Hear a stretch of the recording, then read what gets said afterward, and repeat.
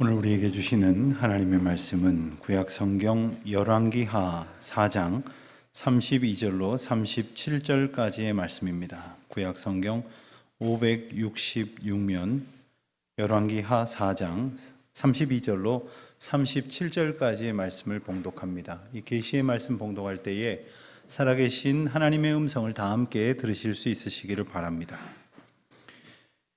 엘리사가 집에 들어가 보니 아이가 죽었는데 자기의 침상에 눕혔는지라.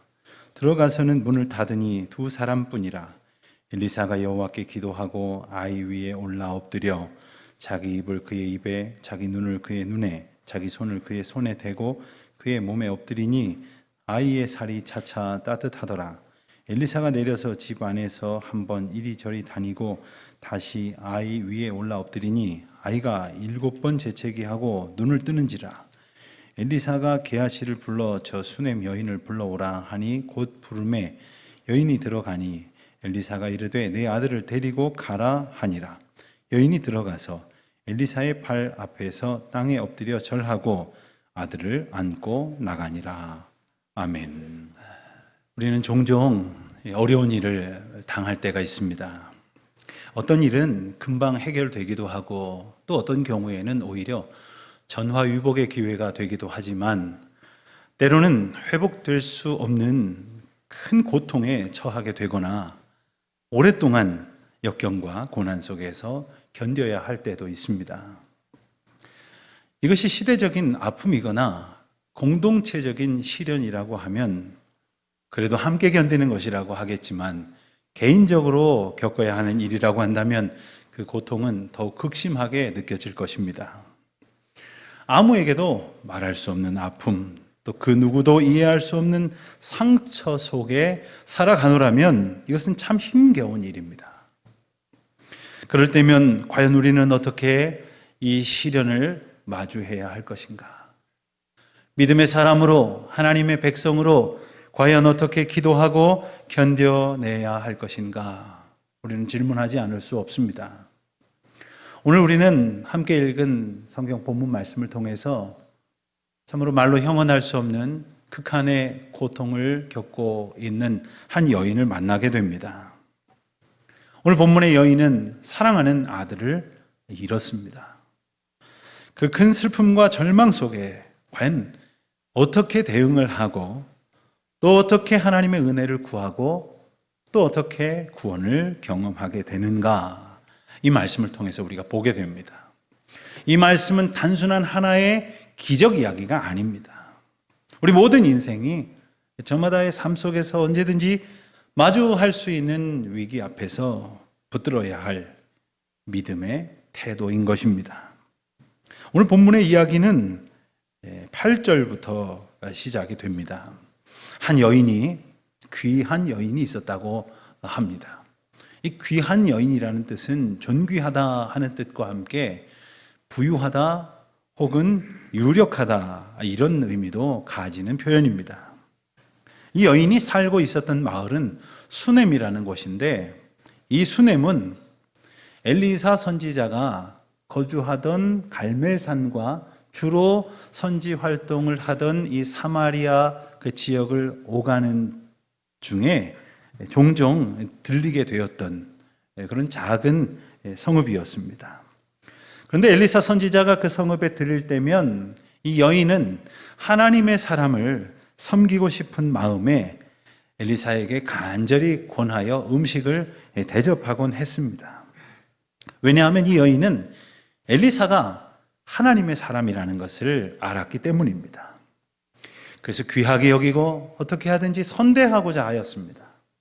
그래서 여인은 자기 남편에게 부탁을 하기를, 이 엘리사 선지자가 먼 길을 오가느라고 참 피곤하실 터인데 우리 집 옥상에 이렇게 벽을 두르고 그리고 자그마한 방을 만들고 그 가구들을 좀 넣어드려서 오가는 동안에 피곤하실 때 좀 머물고 쉬시도록 하자고 하기도 했었던 것이죠. 하루는 엘리사 선지자가 이제 시종 게하시와 함께 그 집에 머물게 되었습니다.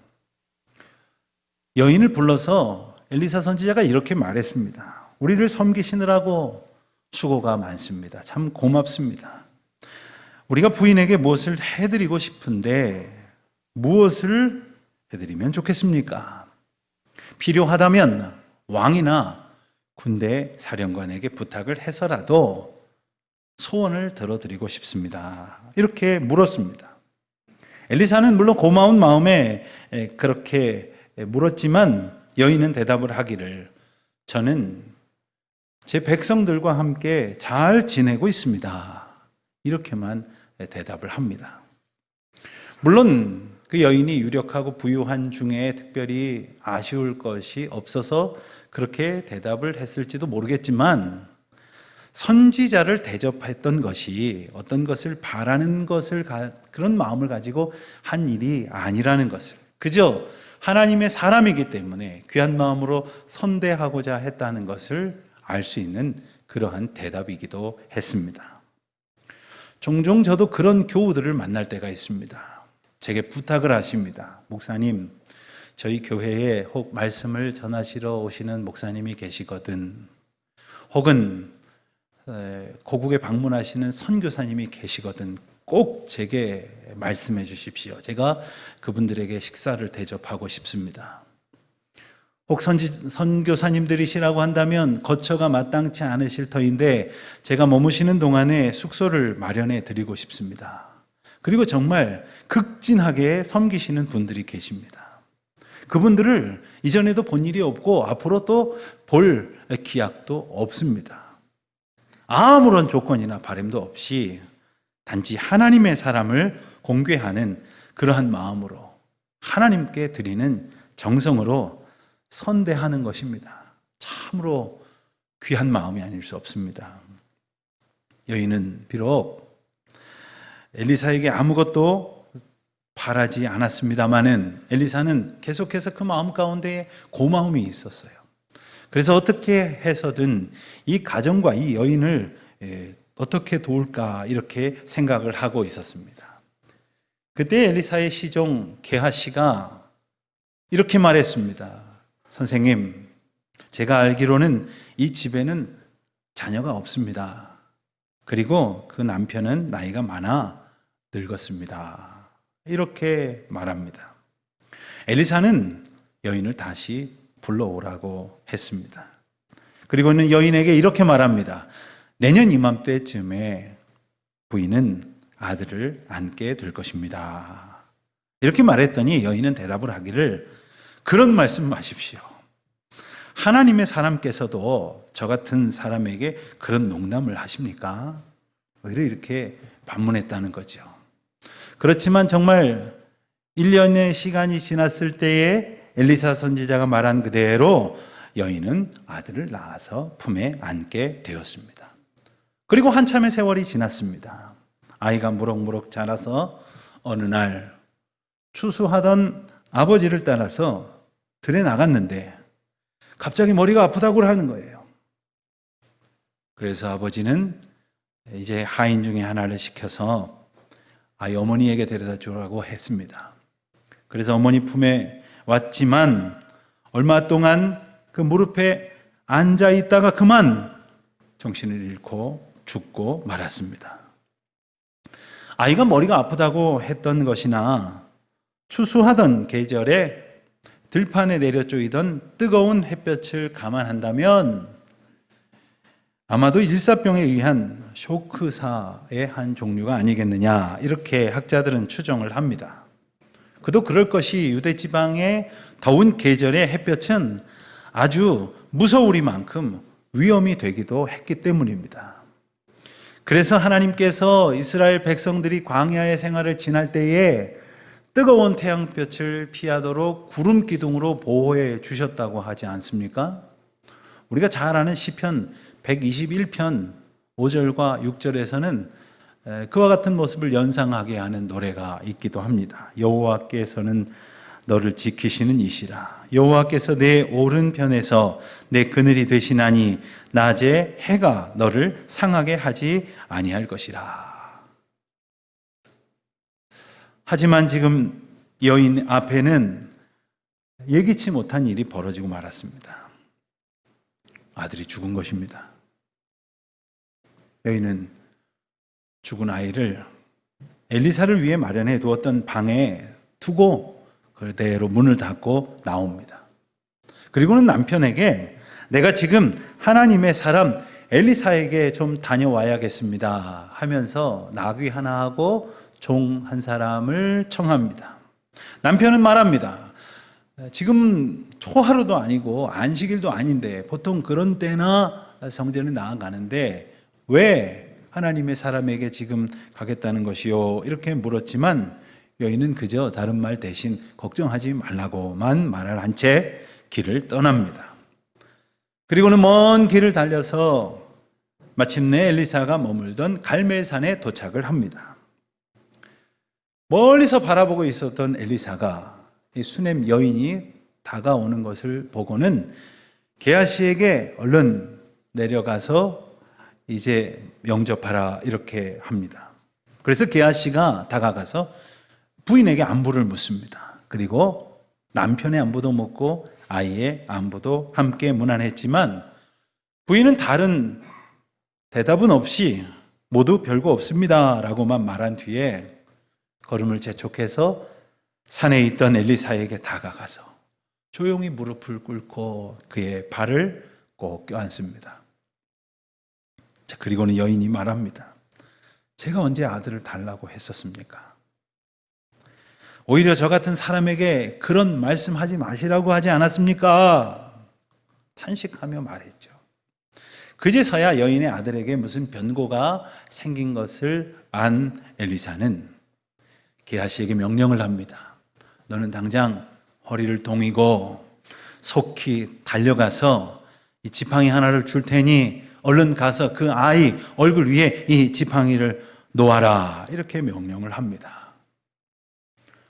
그런데 여인은 그것으로 만족하지 않습니다. 여인은 엘리사에게 나와 함께 가 주십시오.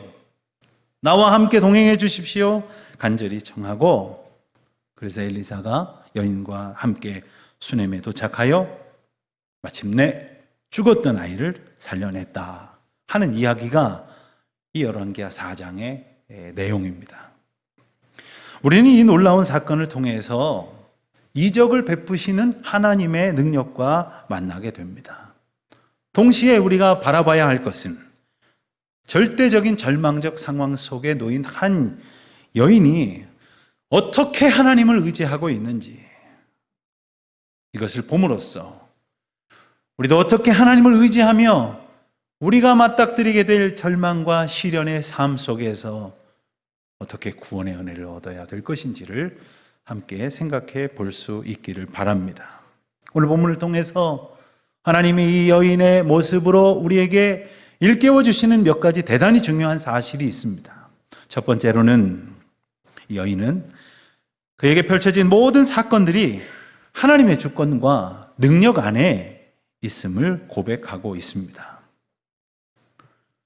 자기가 살던 마을 수넴을 오가며 지나던 엘리사 선지자를 보면서 그가 하나님의 사람이라는 것을 깨달을 수 있었던 것은 자기의 생각이나 자기가 가지고 있었던 안목으로 인한 것이 아니었습니다.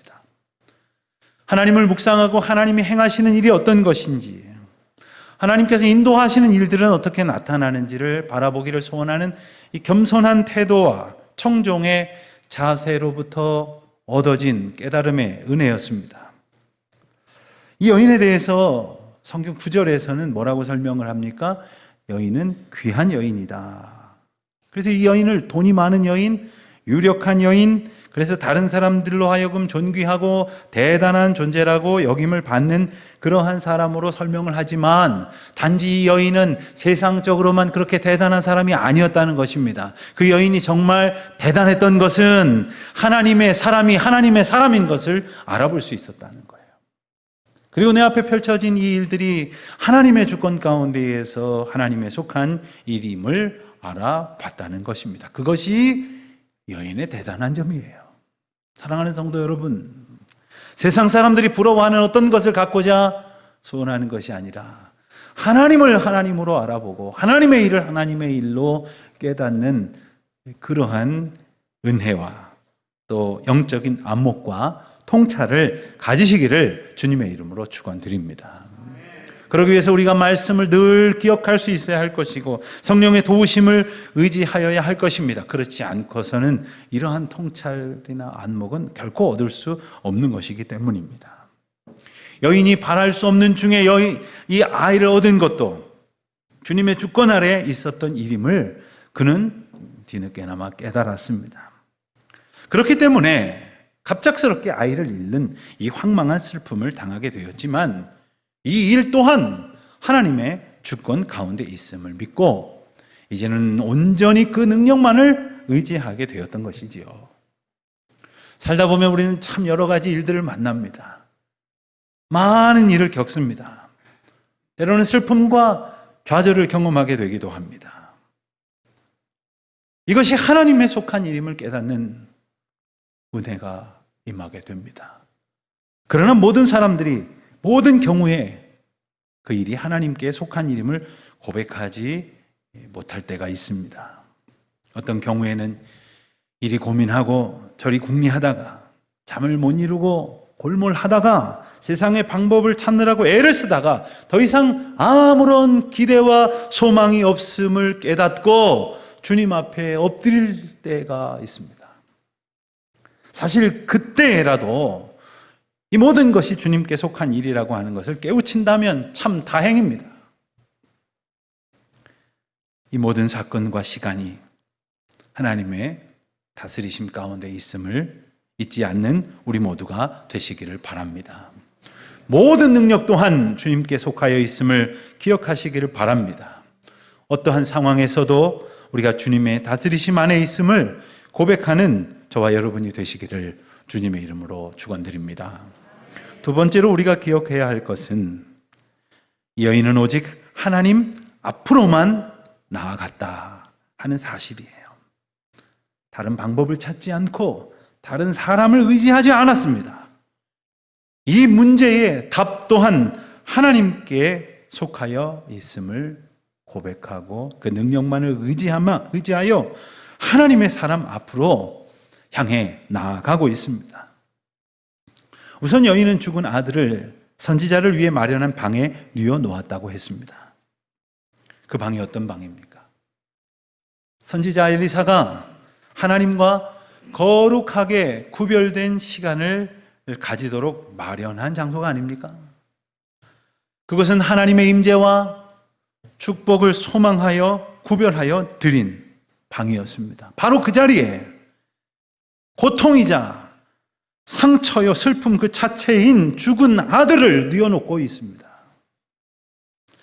사랑하는 성도 여러분, 우리가 가지고 있는 모든 슬픔과 아픔, 상처와 시련을 오직 주님 앞에 내려놓는 우리 모두가 되시기를 바랍니다.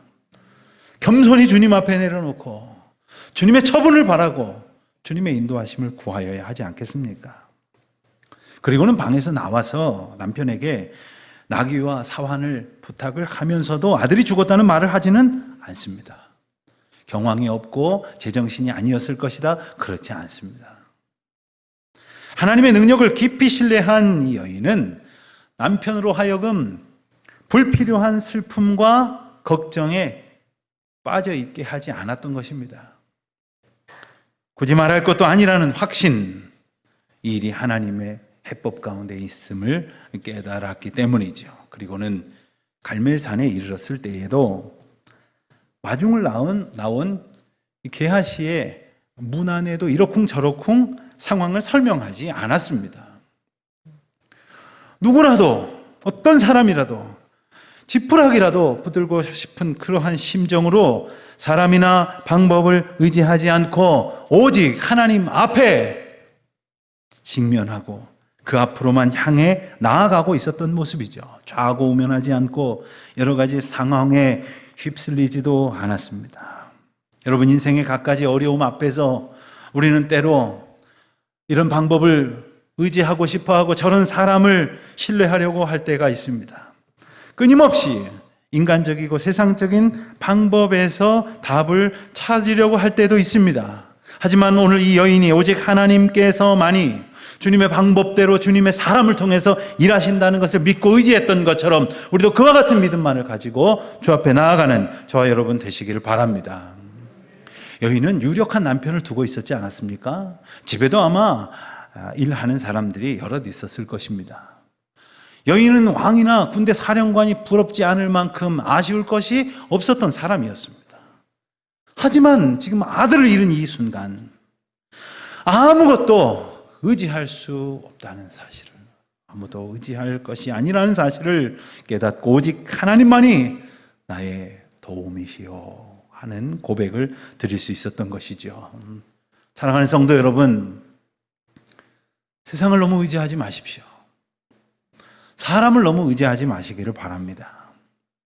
때로는 다른 사람들한테 다 쏟아놓으면 속이 시원할 거라고 생각을 합니다만 그것뿐입니다.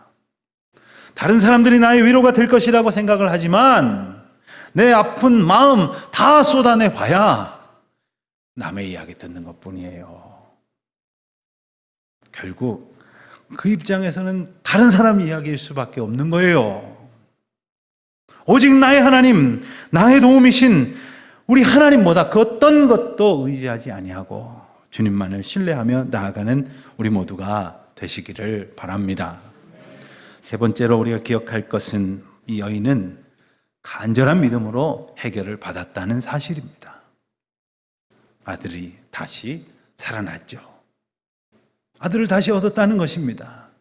다시 말하면 보통 사람들은 한 번 얻는 아들을 두 번 얻었다는 것과 같습니다. 그런데 처음 얻었을 때 엘리사 선지자가 1년 뒤에 아들을 갖게 될 것입니다 했을 때는 어땠습니까? 그런 말씀 하지 마십시오 하면서 믿지도 못하는 중에, 생명에 대한 어떠한 소망조차 가지지 못했던 중에 아들을 얻었지만 이번에는 하나님 앞에 절박한 심정으로 끈기 있게 간청함으로 다시 생명을 얻는 믿음의 놀라운 열매를, 구원의 은혜를 경험하지 않았습니까? 오직 믿음으로 주 앞에 나아갔기 때문입니다. 하나님의 은혜를 구하는 이 여인의 간절한 모습을 한번 바라보십시오. 30절 말씀을 보니까 아이의 어머니가 이르되 여호와께서 살아계심과 당신의 영혼이 살아계심을 두고 맹세하노니 내가 당신을 떠나지 아니하리이다. 선지자 엘리사를 간절히 붙들고 있는 그의 마음을 우리가 엿볼 수 있게 됩니다. 그래서 엘리사가 여인을 따라가게 된 것 아닙니까? 여러분은 어떻게 이런 믿음의 태도를 이 여인이 취할 수 있었을까요? 사실 하나님의 사람 엘리사 선지자가 어려웠을 텐데 말입니다. 지팡이만 얹어줘도 살 수 있을 것입니다. 이렇게 하고 지나갈 수도 있었을 텐데 내가 결코 나와 함께하지 아니하시면 떠나지 않겠습니다라고 이렇게 간절히 부르짖을 수 있었던 믿음의 자세를 가질 수 있었던 것은 어떤 까닭일까요? 이것은 가만히 보면 이 여인에게서 나온 것이 아니라 여인의 믿음의 인도자였던 엘리사에게 이 여인이 배운 것이었습니다. 왜냐하면 엘리사가 그의 스승이었던 엘리야를 따를 때에 그런 자세로 따랐다는 것을 들어 알았기 때문이죠. 열왕기하 2장에 보면 엘리사의 스승인 엘리야가 그의 사역을 마친 후에 엘리사를 비롯한 그의 제자들에게 당부하고는 하나님의 인도하심을 따라 하늘에 오르게 되는 장면이 나옵니다. 그래서 엘리야는 제자들 곁을 떠나게 될 때 나는 이제 하나님의 인도하심을 따라 가게 되니 너희들은 이곳을 지켜 하나님의 사명을 다하라 이렇게 권면을 하지요. 그런데 그때마다 엘리사는 3번이나 뭐라고 말했느냐 하면 여호와께서 살아계심과 당신의 영혼이 살아있음을 두고 맹세하노니 결코 당신을 떠나지 않겠습니다 하고 스승을 끝끝내 붙들었어요. 그리고 하나님께서 주신 능력과 그리고 복을 내게도 허락하여 주시옵소서, 갑절이나 더하여 주시옵소서 하고 믿음으로 소원했던 사람이 바로 엘리사였던 거지요. 아마도 여인은 이 엘리사를 통해서 그가 하나님 앞에 보였던 태도에 대해서 들었을 것입니다. 그리고 그의 스승 엘리사가 그러한 모습을 가졌던 것처럼 여인도 지금 배운 대로, 들은 대로 믿음의 길을 간절한 소원을 가지고 행해 따라가고 있었던 것이죠. 여인만 그랬던 것이 아닙니다. 엘리사도 마찬가지였습니다. 여러분, 오늘 말씀을 보면 엘리사가 죽은 아이를 살리는 장면이 나오는데 34절에 보는 대로 이미 죽어서 호흡이 다 끊어진 채 그 거리를 생각하면 상당한 시간이 지난 그 죽은 아이 위에 엘리사는 올라 엎드립니다. 자기 입을 그의 입에 대고 자기 눈을 그의 눈에 대고 그리고 자기 손을 그의 손에 대고 그의 몸을 엎드리니 아이의 살이 차차 따뜻해졌다는 거 아닙니까? 참으로 기이한 방법이 아닐 수 없습니다. 더 놀라운 것은 도대체 어떻게 이런 방법으로 아이를 살릴 생각을 엘리사는 했을까요? 죽은 사람을 살리는 방법이 딱히 정해져 있는 것은 아니겠지만 어떻게 엘리사는 이렇게 할 수 있었을까? 이 또한 엘리사가 그의 스승인 엘리야를 보면서 배웠던 것이에요. 엘리야가 한참 사역했었을 과정을 기록한 열왕기상 17장에 보면 사르밧이라고 하는 곳에 사는 한 과부가 있었습니다. 그런데 그의 아들이 갑자기 죽게 되어 엘리야에게 나와 눈물로 청합니다. 그때 엘리야가 그 집 죽은 아들을 살릴 때에 하나님 앞에 기도하며 21절에 보면 그 아이 위에 몸을 3번 펴서 엎드리고 여호와께 부르짖었더니 여호와께서 들으시고 아이로 다시 살게 하셨다. 이렇게 기록하고 있습니다. 여러분, 엘리사는 분명히 기억하고 있었어요.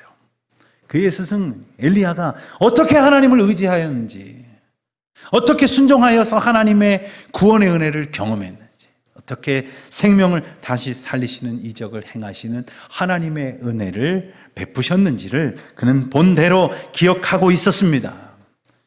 그런 의미에서 본다면 믿음의 고백이란 우리에게 허락하신 믿음의 길로 따라가는 것이라고 말할 수 있습니다. 예수 그리스도의 제자요, 그리고 하나님의 자녀된 우리가 걸어가야 할 그 길은 바로 예수 그리스도께서 걸어가신 길이고 믿음의 선진들이 걸어간 그 길이라는 말입니다. 일찍이 교회를 위해서 헌신하였던 우리 많은 믿음의 선진들을 우리는 기억합니다.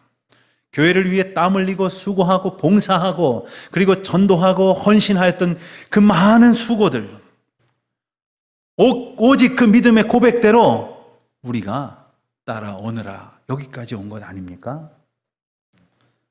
요즘 코로나 시대로 인해서 특별히 교회를 염려하면서 다음 세대를 많이 염려합니다. 그래도 우리 어른들은 이만큼 예배에 참석을 하십니다만 우리 자녀들은 많이 나오지 못합니다. 그래서 다음 세대를 걱정하는 목소리가 높아집니다. 문제는 우리에게 있습니다. 어린이들이나 학생들에게 있는 게 아닙니다. 우리가 믿음으로 온전히 살아가지 않으면, 하나님 앞에 온전히 걸어가지 않으면 어찌 우리 자녀들이 무엇을 보고 믿음의 길로 따라갈 수 있겠다는 말입니까? 오늘은 광복감사주일입니다. 특별히 우리 역사 가운데의 일제강점기 35년의 세월은 결코 가벼운 세월이 아니었어요. 고통과 아픔을 견딜 힘도 없었고 이길 힘은 더더욱이 없었습니다. 물론 우리가 독립운동한다고 했습니다마는 역부족이었지 않습니까? 그럼에도 불구하고 하나님께서는 이 민족을 하나님의 방법대로, 하나님의 때에, 하나님의 역사하심 속에 이 민족을 구원하셨다고 하는 사실을 우리는 오늘 다시 떠올리게 됩니다. 여러분, 광복이라는 것이 무슨 뜻입니까? 빛을 되찾았다는 것 아닙니까? 아무런 소망이 없이 살아갈 수밖에 없는 이 민족이 백성에게 빛을 주셨다는 것 아닙니까? 자, 그렇다면 오늘 우리는 그 빛을 붙들고 있습니까? 그 빛 가운데 모여 있느냐는 말입니다. 어쩌면 우리 이 세대, 빛을 잃어버린 세대는 아닙니까? 빛을 외면하고 빛을 대적하는 세대 속에 우리가 살아가고 있지는 않습니까? 사랑하는 성도 여러분, 우리 모두, 그리고 우리의 가정과 우리 각 사람의 삶이 빛으로 오신 예수 그리스도, 빛이 되어주셔서 빛을 회복하여 주신 하나님의 놀라운 은혜와 사랑을 소원하고 의지하며 거룩한 소원을 품고 믿음의 길로 나아가는 저와 여러분이 되시기를 바랍니다. 절망 가운데에, 시련 가운데에 그대로 사멸될 수밖에 없을 것 같은 형편이지만 하나님의 방법을 의지하였던 이 여인처럼 하나님 앞에 소망을 두고 믿음의 고백을 아뢰었던 것처럼 우리의 선조들처럼 우리도 그와 같은 믿음의 소망을 품고 살아가는 저와 여러분 되시기를 우리 주님의 이름으로 축원드립니다. 기도하시겠습니다.